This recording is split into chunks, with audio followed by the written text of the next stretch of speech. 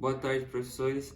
Aqui sou eu, João Pedro da Costa Leite, terceiro no B, e hoje eu vou falar um pouquinho sobre a síndrome de Hudson-Gilford, que é a parte da síndrome que faz com que o envelhecimento seja precoce, mas na parte física das pessoas. E agora a gente vai com a doutora Flávia, que ela vai fazer uma breve introdução a mais sobre esse tema. Boa noite, eu sou a doutora Flávia. Hoje eu vim aqui para falar com vocês sobre a síndrome de Hudson-Gilford, ou também conhecida como progéria. Progéria é uma palavra derivada do grego que significa prematuramente velho. É uma doença genética extremamente rara que acelera o processo de envelhecimento em cerca de 7 vezes em relação à taxa normal. Então, uma criança de 10 anos se parece com um adulto de 70 anos. As vítimas do progéria nascem bebês normais e por volta de 18 meses, que significa mais ou menos 1 ano e 6 meses, elas iniciam os sintomas. Quais são as características da síndrome de Hudson-Gilford? Queda de cabelo, normalmente elas não têm cabelo, perda da gordura corporal subcutânea, tem aquela pele bem flácida, artrose, a estatura é baixa, são magras, a face é estreita, a pele bem fina e enrugada, o lábio é fino, a puberdade é tardia, não possuem sobrancelha, as unhas dos pés são bem finas e têm uma voz anormal. Só que elas não têm a inteligência afetada, a inteligência completamente normal, não tem nenhum problema cognitivo. E a expectativa de vida para as meninas que possuem essa síndrome é de 14 anos e para os meninos é de, em média, 16 anos. Como eles possuem uma morte precoce, é em geral causado por aterosclerose, ou seja, um infarto, um AVC, que são coisas comuns das pessoas idosas. Eu espero ter ajudado vocês. Só uma noção para vocês da síndrome de Hudson-Gilford, que é uma doença super rara, tá? Boa noite e obrigada pela oportunidade. Bom, agora vamos começar com o que é a progeria. A progeria é uma síndrome rara, esporádica, que faz com que o indivíduo ele envelheça de forma mais rápida.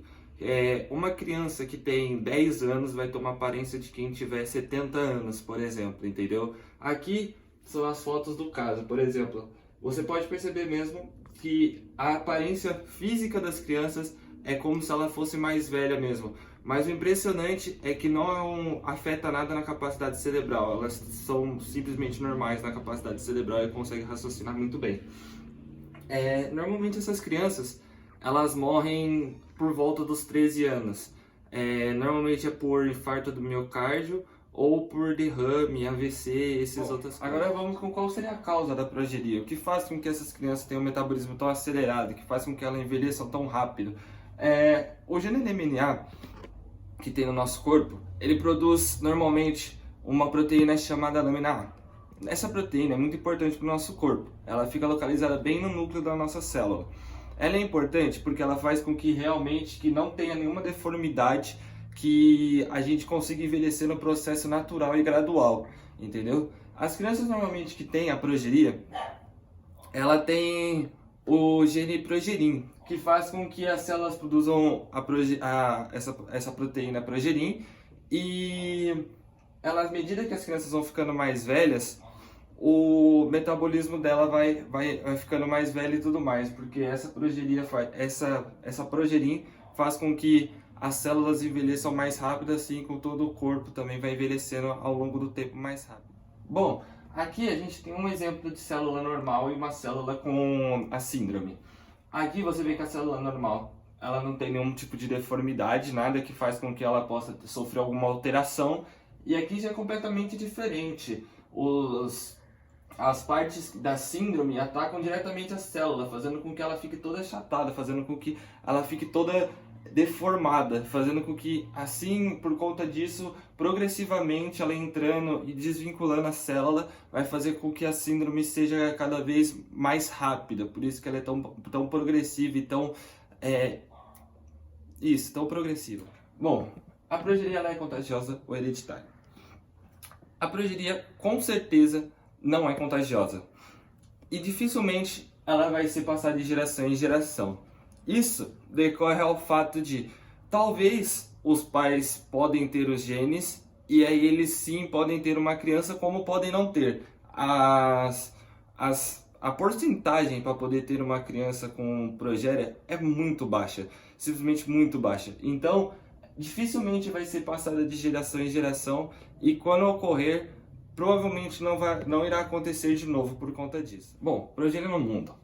Como dito anteriormente, a progênie é muito difícil de ser passada de geração em geração. Isso faz com que o percentual dela seja muito baixo, fazendo com que ela realmente seja rara. A frequência em que os pesquisadores apresentaram para nós foi com que em cada 4 ou 8 milhões de crianças podem nascer com progeria. Isso quer dizer, em 4 milhões de crianças que nasceram, uma pode nascer. Ou 8 milhões de crianças nascer, uma vai nascer com progéria. Então depende muito, é muito alta a taxa. Estima-se que 200 crianças hoje em dia, atualmente, tenham a progéria. Mas a gente só tem 100 casos registrados até hoje.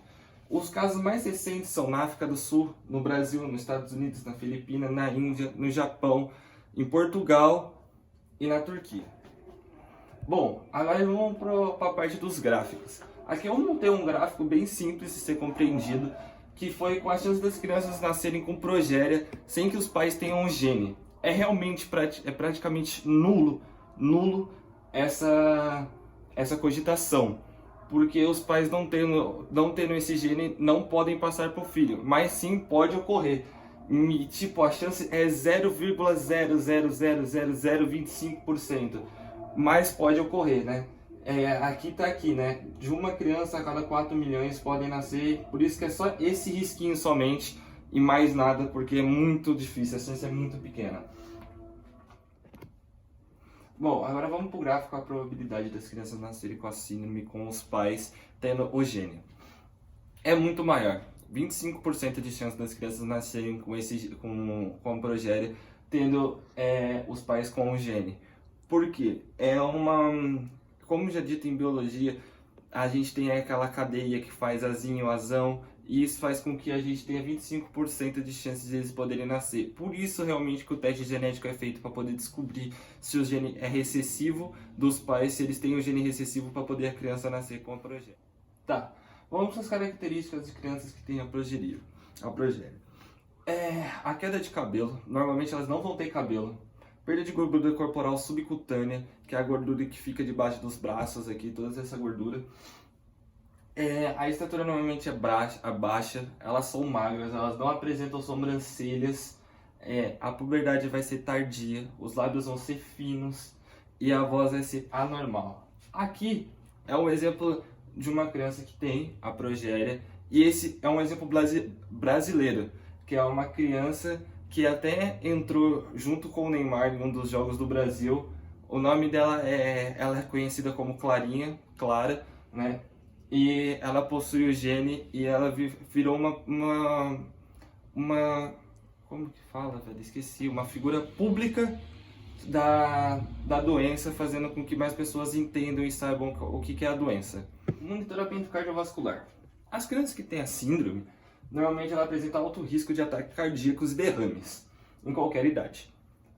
Doenças cardiovasculares na progéria é um processo gradual. Isso quer dizer, gradativamente pode ser que vai ocorrendo mais vezes. Por isso, é necessário um acompanhamento médico para que essas crianças possam ter o devido cuidado e ser tratadas da devida forma para que os problemas possam ser vistos antes realmente de que aconteça, elas possam tomar as medicações e tudo mais. Os exames que são pedidos para serem feitos anualmente e com maior frequência são a consulta ao cardiologista com exames físicos, medições de lipídios e glicose em jejum, medição de pressão arterial nos braços e nas pernas, eletrocardiograma e ecocardiograma. Neurologia e derrames. Derrames e doenças cerebrovasculares são uma das principais causas de morbidade e mortalidade em crianças com progéria. A incidência de derrame mais precoce que ocorreu foi com 4 anos de idade, que foi uma criança falecida. Em um dos casos, o evento cerebrovascular apresentados ocorreu convulsão. É importante que se saiba que o derrame ele pode ocorrer mesmo com a criança tendo um eletrocardiograma normal. Bom, ok. Agora vamos para o controle das vias respiratórias e anestesia. Uma criança com progéria, quando ela vai fazer uma cirurgia, ela precisa de uma segurança redobrada. Já que suas vias respiratórias têm uma certa deformidade em comparação com uma pessoa normal, é necessário que tenha um anestesista muito experiente nesse caso, porque pode haver complicações, já que a sedação é aplicada nas vias respiratórias, onde elas realmente têm esse problema. Então é necessário isso para que não haja complicações nessa cirurgia. Bom, agora vamos para as características das vias respiratórias da criança com síndrome de Hudson-Gilford. Hipoplasia mandibular, micrognatia ou ricrognatismo, abertura pequena da boca, dentição anormal, palato ogival, diminuição de flexibilidade do pescoço e articulações temporomandibulares, contraturas do esqueleto e mobilidade do colo reduzida, diminuição da gordura subcutânea, nariz estreito e narinas pequenas. Por isso mesmo que a gente falou que é difícil a sedação em crianças com progéria, justamente por causa dessa parte das narinas ser pequenas e mais estreitas, o que não ajuda a sedação ser completa. Bom, agora vamos falar sobre o estudo científico da síndrome. Eu vou ler para poder ficar mais fácil a compreensão, depois eu acrescento com informações. Paciente feminina, com 1 ano e 4 meses, apresentava desde os 6 meses de idade perda progressiva dos cabelos na região occipital e alteração na coloração de pele na região abdominal. A história perinatal não pode ser questionada, pois a criança havia sido abandonada pela mãe biológica logo após o nascimento. Exame físico e geral apresentava baixa estatura e desnutrição, microstomia, lábios finos, alopecia predominante em região occipital, temporal e frontal, redução dos cílios, e no abdômen, dorso e região lombar havia placas esclerodermiformes. Bom, essa aqui é a criança que foi feito o estudo. Essa aqui é uma foto dele aos 16 meses. E você pode perceber até mesmo que ela é muito diferente de uma criança normal. Por conta das placas aqui que eles falam na região abdominal, você consegue ver claramente a perda de gordura subcutânea, você já começa a perceber. Os lábios realmente são mais finos, elas não têm esses lábios mais carnudos. A ausência de sobrancelhas e perda de cabelo. O estudo, agora aqui continuando, só para poder incrementar a informação do que foi passado anteriormente, aqui são as fotos dele aos 2 anos e 6 meses de idade. Como vocês percebem, aqui são as veias que eles falaram que começaram a saltar para fora do couro cabeludo. A ausência, novamente, de sobrancelhas. A parte aqui, a perda de gordura subcutânea predominante. As placas, parece até que deu uma sumida, mas não, elas ainda estão aqui. Foi mais por causa de aumento de massa corporal, por conta dele ter crescido, querendo ou não. E é isso. Essas são as características mais predominantes que aqui a gente pode observar nessas imagens. E os créditos às pesquisadoras que colocaram estudos que a gente pôde compartilhar aqui com vocês. Bom, a progeria, ela tem cura? No momento, não existe cura para a progeria, mas os cientistas eles estão trabalhando para poder conseguir descobrir. Um tipo de droga usado para os tratamentos de câncer e os inibidores FTIs pode consertar as células danificadas, que são as células que têm o HGPS, que é a síndrome de Hudson-Gilford. Porém, a relato de um paciente que conseguiu chegar aos 27 anos de idade, 27 anos de vida. Isso é um marco muito relevante, já que normalmente as crianças elas morrem ali por volta dos 13 anos de idade, 14, 15 anos de idade. Muito difícil passar disso. E com tratamento adequado e precoce, com acompanhamento médico, com os cuidados devidos, a criança pode sim conseguir durar muito mais tempo. Bom, agora vamos falar sobre a droga que consegue inibir os sintomas, alguns dos sintomas da progéria, né? O medicamento Lanafarnib é um produtor de FTI, que foi o que a gente viu anteriormente, e permite que o grupo farnesil não se ligue à progéria. não permite que ele se ligue à progéria, no caso, né? Falei errado. E agora eu vou explicar pela imagem para poder ficar mais fácil a ilustração do que ele quis dizer ali em cima. Bom, aqui é um exemplo de uma célula normal, aqui é um exemplo de uma célula com a síndrome, e aqui é um exemplo da célula com a síndrome e com o medicamento. Aqui a gente percebe que a normal e a célula com a síndrome mais o medicamento, elas são muito parecidas. Elas têm uma leve diferença em questão do formato. Essa daqui é um pouco mais oval, essa daqui é um pouquinho mais circular, e a diferença mais é essa mesmo. Mas mesmo assim, elas conseguem, é isso que faz com que a anormalidade, que seria a célula ser toda deformada em questão da síndrome, não ocorra, já que ela vai estar mais certinha, mais juntinha, fazendo com que essa anomalia não seja maior ainda, vai ser mais reduzida.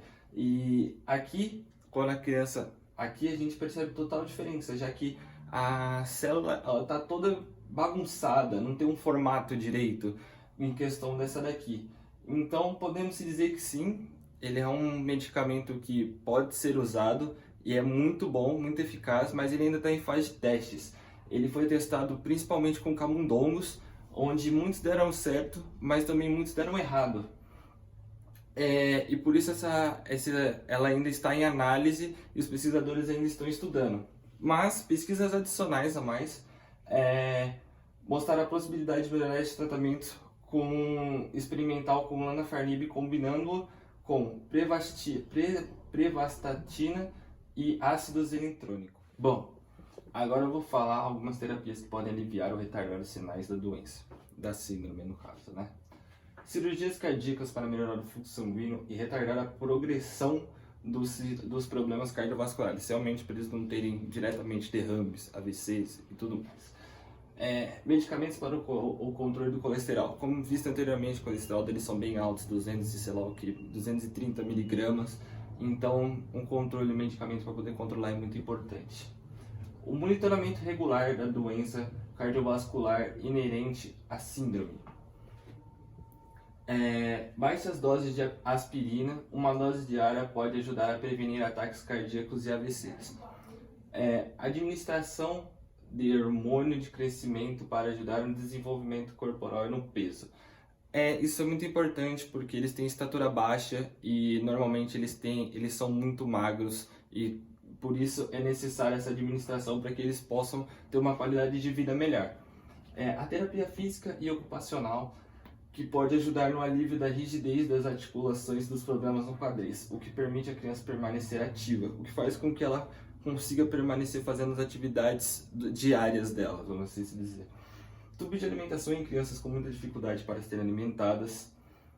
O leite materno ou formulado é colocado num tubo com auxílio de seringa apropriada, o que pode facilitar na alimentação do bebê. Isso é importante por causa que os bebês, como já disse, têm lábios finos, eles não conseguem comer direito, se alimentar por conta da anomalia que eles têm.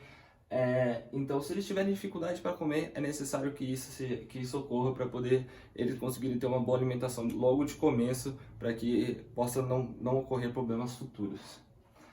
A estação dos dentes de leite, pois os dentes de leite definitivos podem aparecer muito mais cedo nas crianças afetadas pela progeria, justamente por conta da idade deles serem mudada, o metabolismo deles serem muito acelerado. Crianças com 2 anos podem estar caindo dentes de leite já por conta do metabolismo ser muito acelerado. A extração deles ajuda a prevenir problemas como desenvolvimento de um dente sobre o outro ou na mesma segunda fila com os dentes permanentes.